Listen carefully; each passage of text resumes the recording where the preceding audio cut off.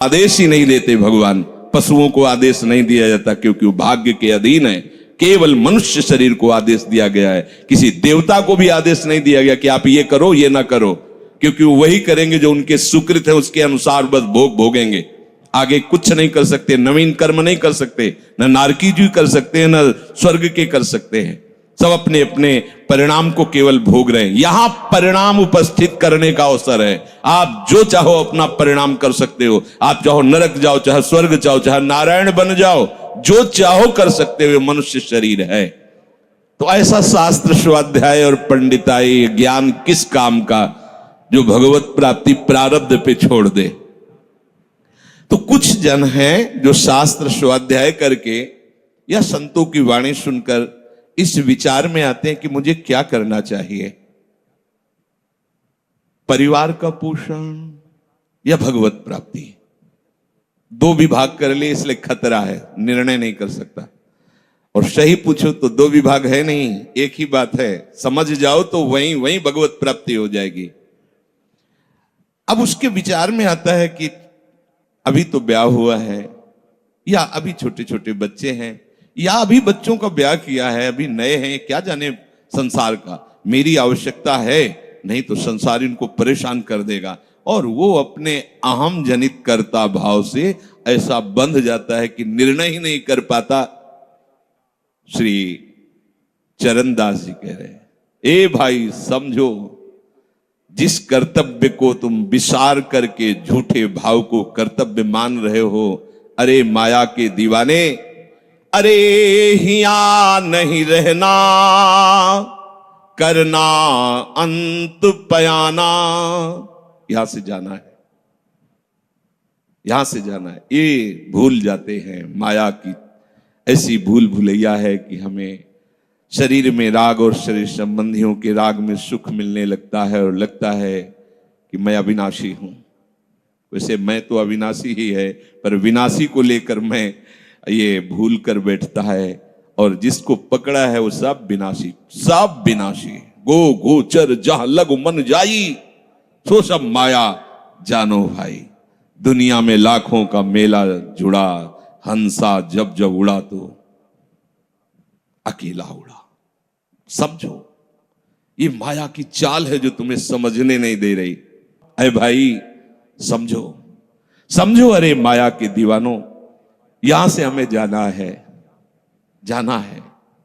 कुछ साथ नहीं ले जाना है, कोई साथ नहीं जाएगा। बस तुम फंस गए हो मोह दलदल में। ये कुटुंब का मोह ऐसा मोह है कि कैसे तुम्हें बताएं। याद ही नहीं आती कि मुझे जाना है, याद ही नहीं आता कि सब छूटना है। ये समझ में नहीं आता कि मैं आया किस लिए। बड़ी विचित्र भूल भुलैया है। मोह कुटुंब के अवसर खोयो। दो बातें आती हैं, परिवार का पालन पोषण, ये धर्म पालन करूं, या हरि का भजन करके भगवत प्राप्ति करूं। तो बोले मोह कुटुंब के अवसर खोयो। अवसर मिला है तुमने, भलो पायो दांव रे, चूक ना अवसर प्यारे, भलो पायो दांव रे। बड़ा अच्छा अवसर मिला है भजन करने का, चूक गए तो फिर पछताना पड़ेगा। हरि की शुद्ध बिसराई। अब वो निर्णय करता है परिवार के पोषण का, क्योंकि मोह ममता है। पीछे का हर बार सत्संग में कहते हैं कि पीछे का रास्ता एकदम बंद हो जाना चाहिए, कि आगे कोई भयावह स्थिति आवे तो लौटने का रास्ता नहीं रहना चाहिए। उपासक को पीछे का मार्ग बंद कर देना चाहिए। पर होता क्या है, अपने लोग बहुत कमजोर हैं, तो कदम ऐसे रखते हैं पर पीछे वाला पुष्ट बनाए रखते हैं कि अगर इधर थोड़ी भी आंच लगी तो कदम पीछे करके सुरक्षित हो जाए। वो सुरक्षित नहीं है, वो सुरक्षित नहीं है, वो असुरक्षा है। परिवार का राग, अन्य भरोसा, किसी देहधारी का भरोसा, किसी वस्तुओं, ये भरोसे लायक चीज है। अरे क्षण में बिगड़ जाने वाली चीज है। भरोसा तो हरि का है, भरोसा तो हरि गुरु चरण सेवा अनुसरो। ये भरोसा कभी तुम्हें विश्वासहीन नहीं होने देगा। ये भरोसा कभी धोखा नहीं। साधुते हो न कारज हानि, कभी तुम्हारा मंगल नहीं हो सकता। मोह कुटुंब के अवसर खोयो, हरि की शुद्ध बिसराई। अब दिन तो बैल की तरह काम करने में व्यतीत हो रहा है और रात्रि नींद और भोग में समाप्त हो रही है। 8 पहर की 60 घड़ियां बेकार में इसने व्यतीत कर दी। एक क्षण भी शांति से बैठकर विचार नहीं किया कि मेरा जन्म किस लिए हुआ है, मैं क्या कर रहा हूं, और अपना कुशल चाहता है। इच्छिन हरि को नाम लीन्हो, कुशल कहां ते हुई, तब लग कुशलन जीव को सपने हो मन विश्राम। स्वप्न में भी शांति नहीं मिल सकती जब तक भजन नहीं करोगे। बालक अवस्था तो खेल में चली गई, जवानी हुआ तो अहंकार मद छाया, मैं करता मैं भोगता इसमें चली गई। जब वृद्ध आया तो रोग और चिंताओं ने घेर लिया। अब इतना दुखी है कि वो सोच भी नहीं सकता कि मैं इनसे दूर होकर भजन कर लूं। ये जो वो भजन का नाटक होता है, भजन में हम देखते हैं ऐसे ही लगा रहता है, कैसे हो और बढ़िया से और क्या करें, और मरने का ठौर आ रहा है और क्या करें। तुम आए हो भजन करने के लिए और में भी फंसे हो। क्या कर दूं, कहां से कैसे व्यवस्था कर दूं। हम ही चला रहे हैं, भले वृंदावन में बैठे परिवार हमारे अनुसार चलेगा, हमारे ही, नहीं तो नष्ट हो जाएंगे।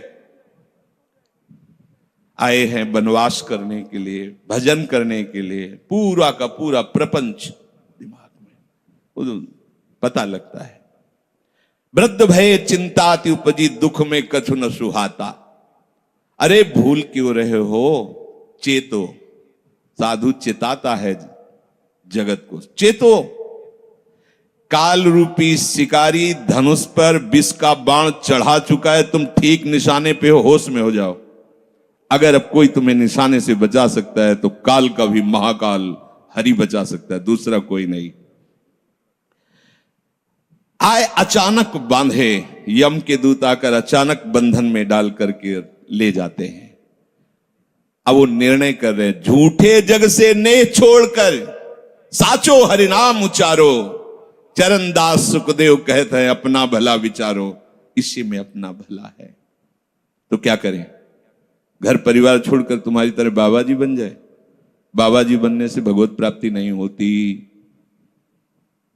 अगर आप बाबा जी बाहरी बात को ले रहे हैं तो उसको समझ लीजिए, बाबा जी बनने से भगवत प्राप्ति नहीं होती, प्रभु के होने से भगवत प्राप्ति होती है। वो आप चाहे गृहस्थ वेश में रहकर बनो या आप विरक्त वेश, 2 मार्ग शास्त्रों ने स्थापित किए हैं, वो प्रभु के लिए।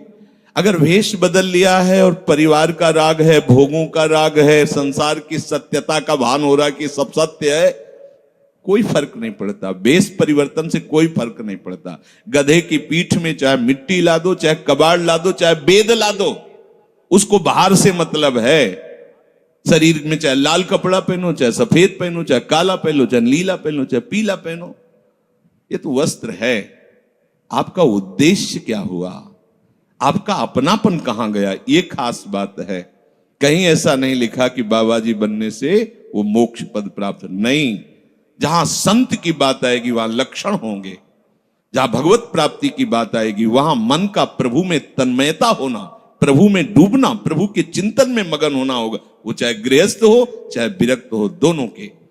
एक है कि संसार का व्यवहार पसंद नहीं तो निवृत्ति मार्ग का पथिक बन गया, और एक है कि संसार के व्यवहार को भगवत स्वरूप समझकर, भगवत अर्पित करते हुए अपने को प्रभु का मानकर, प्रभु को अपना मानकर चल रहा है, ठीक वैसे ही भगवत प्राप्ति उसको भी होगी।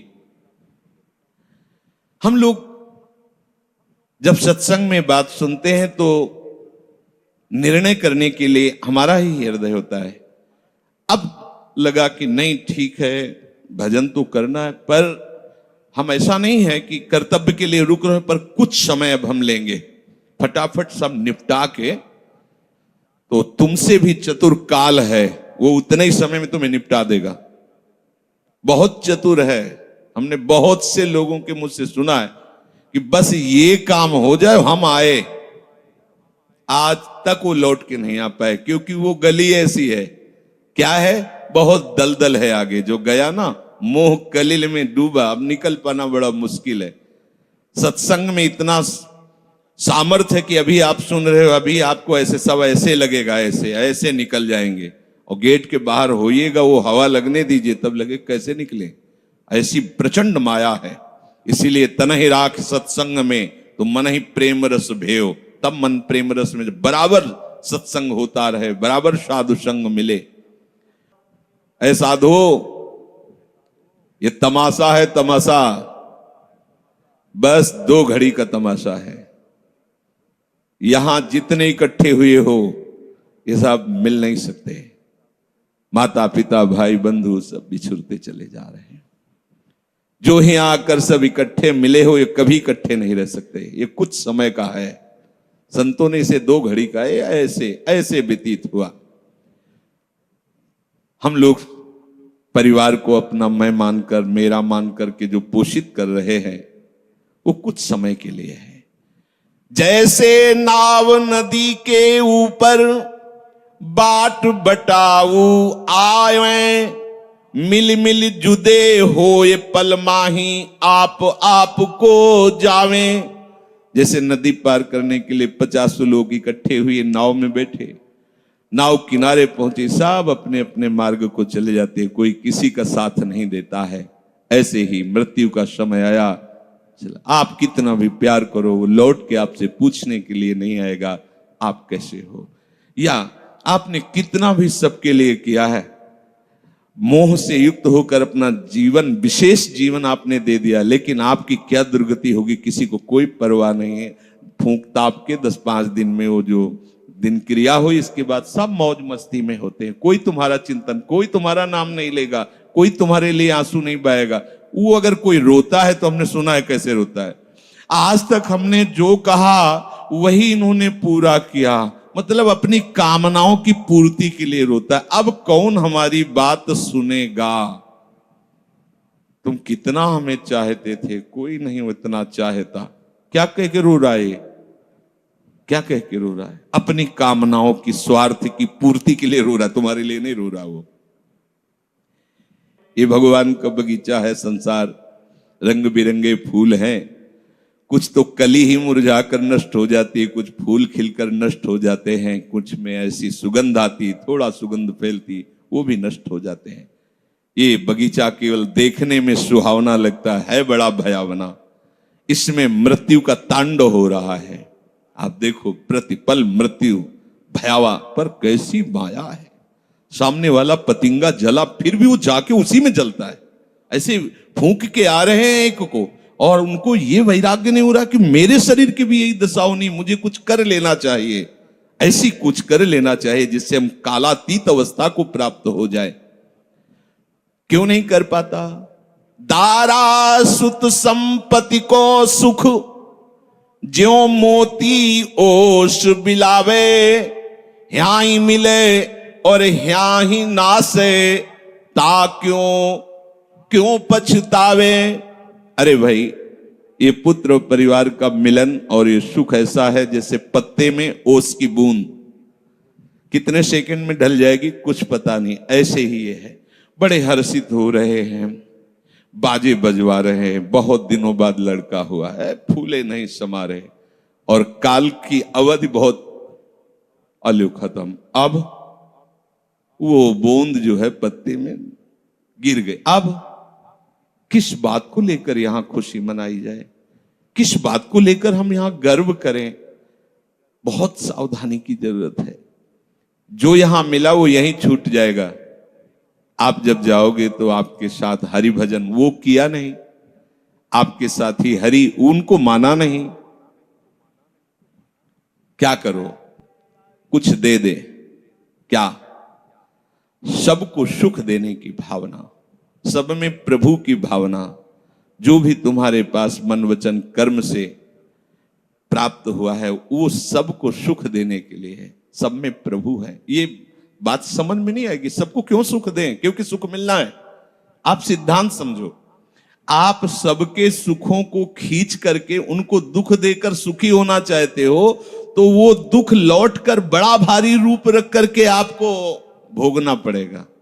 आप दूसरे को सुख दिए तो सुख लौट के बड़ा भारी सुख आपको देगा। ये सिद्धांत समझो ना, पर समझ ठीक है नहीं।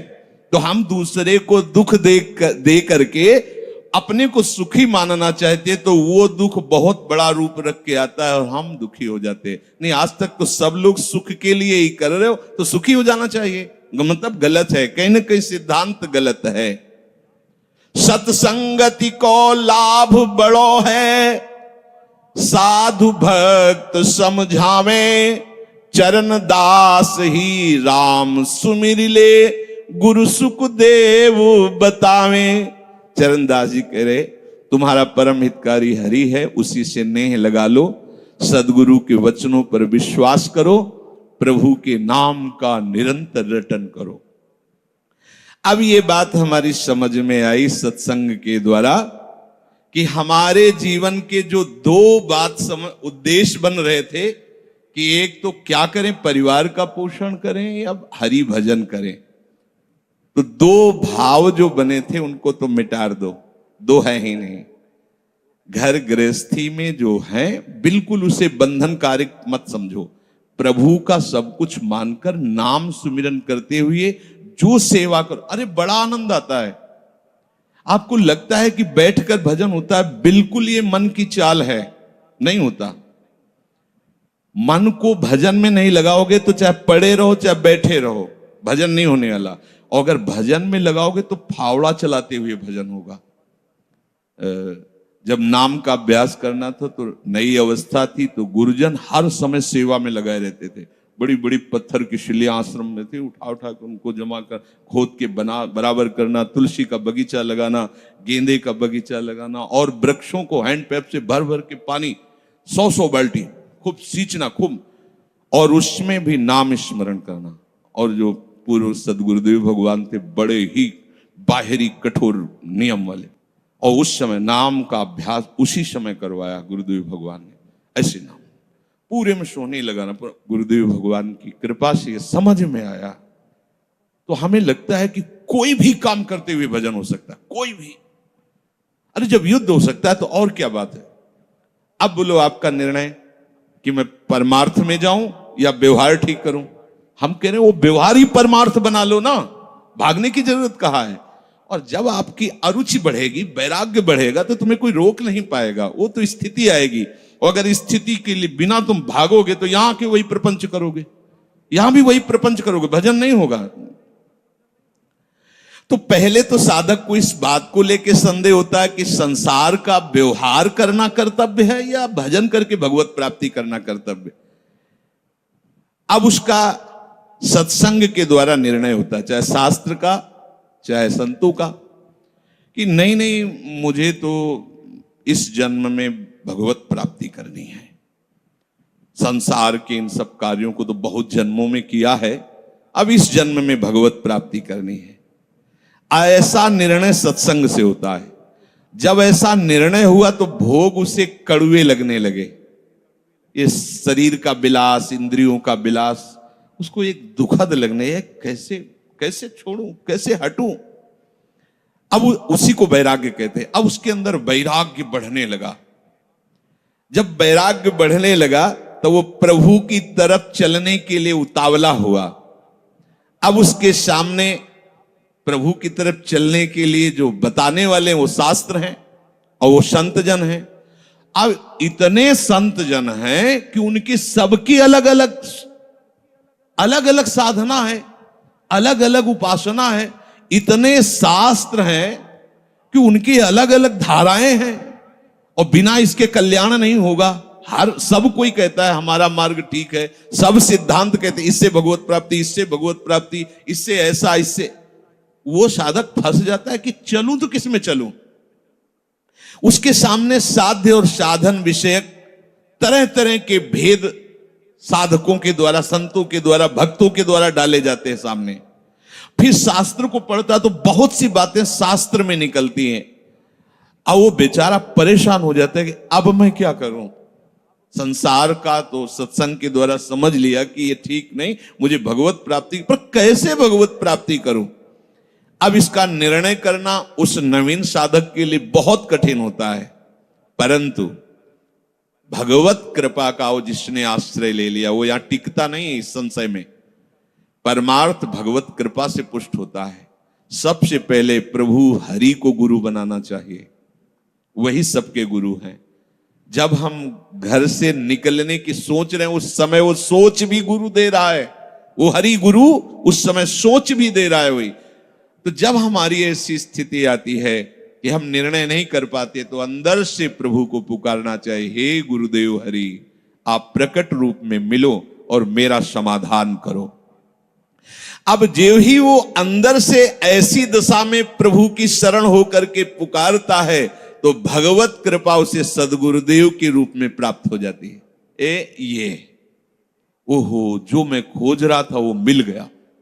वो अंदर से भगवान उसको वहां पहुंचा देते हैं, वो बात सुनवा देते हैं, वो संयोग बैठाल देते हैं, जिससे उसके सारे संशय नष्ट हो जाते हैं। अब वो संपूर्ण शास्त्र और संपूर्ण संतों के मत को प्रणाम करके अपने गुरुदेव की आज्ञा पर चलने लगता है। अलग अलग वर्णन है संप्रदायों के सिद्धांत, अलग अलग शास्त्रों की युक्तियां वर्णन है। हम कितनी युक्तियां कितनी चलेंगे तो एक युक्ति में ही। तो इतनी बात समझ लेना है कि हम प्रभु के अंश हैं, इसमें किसी भी संप्रदाय का कोई कटाक्ष नहीं। जीव प्रभु का अंश है, इसमें किसी भी संप्रदाय की कोई टिप्पणी नहीं है ना, ठीक है। दूसरी बात, संसार भगवान की माया है, सब संप्रदाय है ना, तो इस माया को त्यागना है। बात समझ में आ गई। तीसरी बात है भगवत प्राप्ति करनी है। ये तीन बातें किसी भी संप्रदाय में कहीं भी कोई काट नहीं इनकी। हम प्रभु के अंश हैं, ये संसार माया के द्वारा रचित है। संसार का, संसार के भोगों का त्याग करने वाला ही भगवत प्राप्ति की योग्य होता है।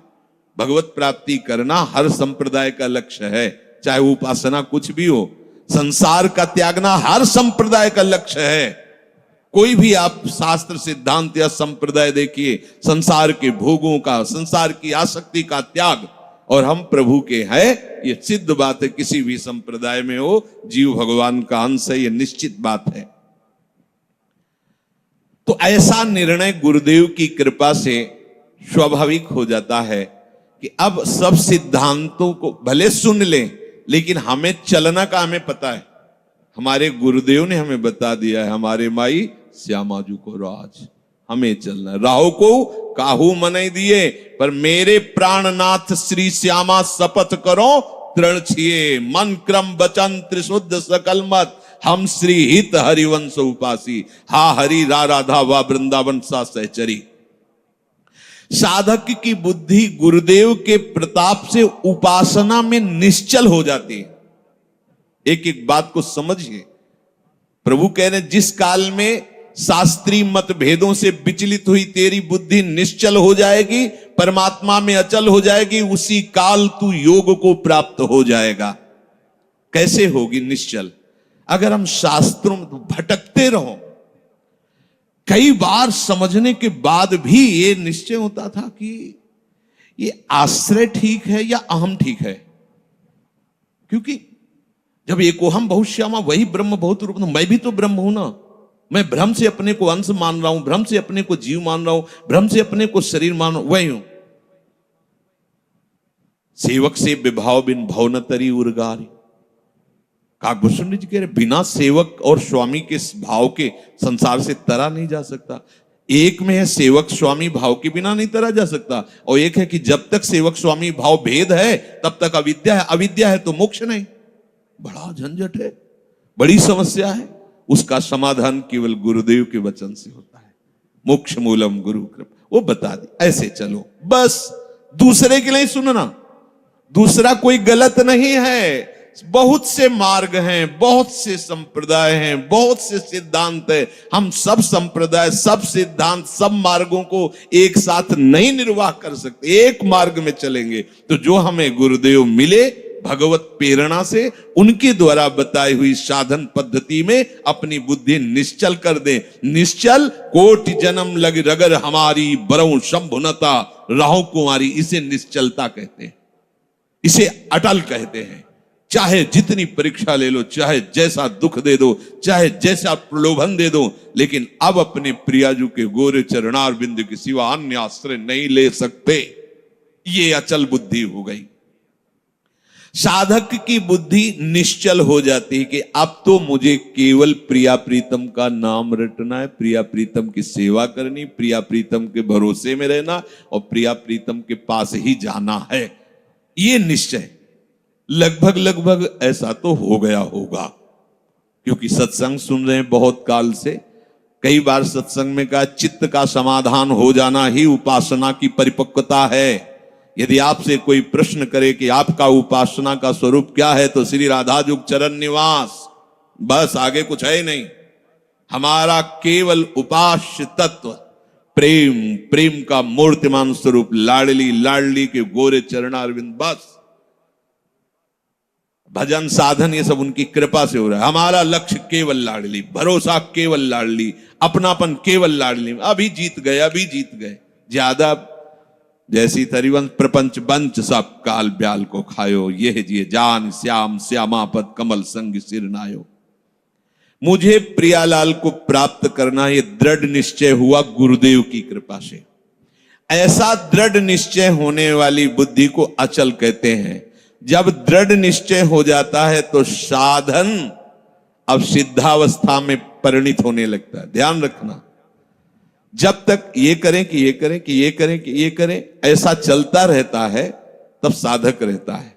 और जब ये निश्चय हो गया है, अब उसका साधन सिद्धावस्था की तरफ जा रहा है, क्योंकि अब उसको निश्चय की जरूरत नहीं, वो हो चुका है। प्यारी जो प्यारे जो वृंदावन धाम, नाम रूप लीला उनके गुणों का गायन, ये हमारा तय हो चुका है। इसमें कोई मिलावट नहीं होगी। अब साधन नहीं हो रहा, अब वो धीरे धीरे परिपक्व हो रहा है, गाढ़ हो रहा है, वो सिद्धावस्था की तरफ जा रहा है। तभी प्रभु कह रहे हैं कि